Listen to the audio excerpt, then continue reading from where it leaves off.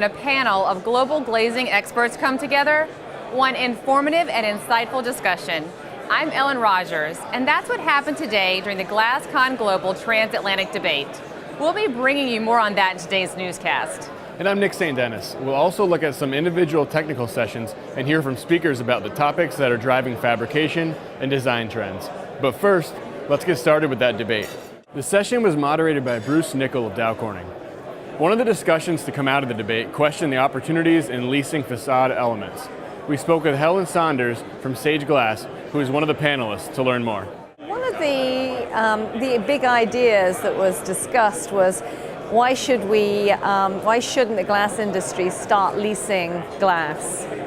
So instead of selling glass, they would lease the facade, and then they would have responsibility for that facade, for upgrading it and for end-of-life issues. And you're then changing the focus from upfront cost to operational cost. And for a developer, normally they're less likely to invest in more expensive, innovative technologies because they don't always see the benefit, because they're going to flip the building, they're not going to be in it.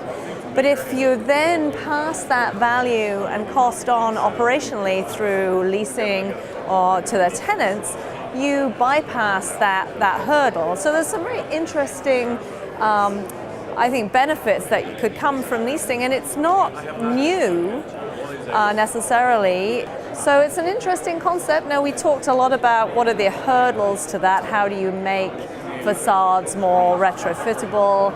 How do you figure out how to disrupt the standard process right now? Some of the attendees also weighed in on the debate. I thought it was very interesting, and there are some very provocative ideas about how to treat the facade in the future, and especially the idea of kind of leasing the facade is very interesting, because I know that's something we have discussions about all the time, is about how to get people to improve their facades, or and who's going to pay for it. And so it's as it evolves into sort of the cassette model, or maybe even sort of a kit of parts for a facade, where you can kind of interchange pieces, and as technology increases, you can get higher performance, and every 5 years you can get a new look to your building. So it's very interesting. GlassCon Global technical sessions offer an intense look at some of the most important topics, from fabrication and design to trends and research. We had the chance to talk with Jorma Vitkala, chairman of the GPD Organizing Committee, about his session on the worldwide glass market and trends. We have about 140 different presentations. I go through over 8,000 PowerPoint slides, and I select the best one, what I feel that representing what happens in the industry in the past year, like a market, processing, of course, technology, design side. I must say that switchable glazing is a one, like people talk about in here also.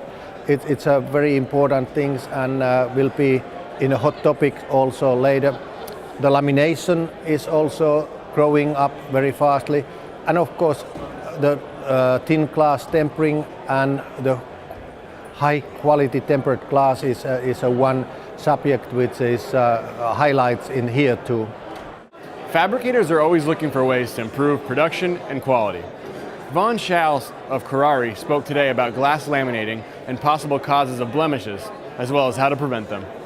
So you did a presentation earlier about laminated glass quality. Can you tell us some of the issues that can arise with laminated glass?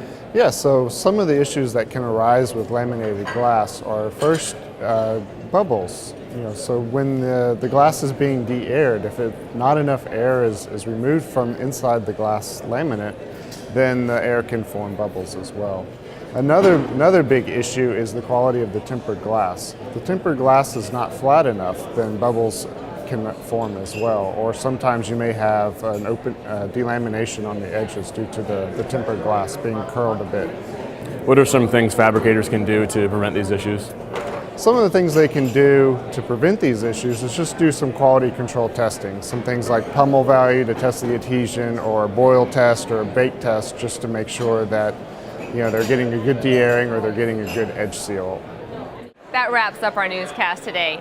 Be sure and look to USGNN for more news and reports from Boston, and follow us on social media for our ongoing coverage. Thanks for joining us. I'm Nick St. Dennis. And I'm Ellen Rogers.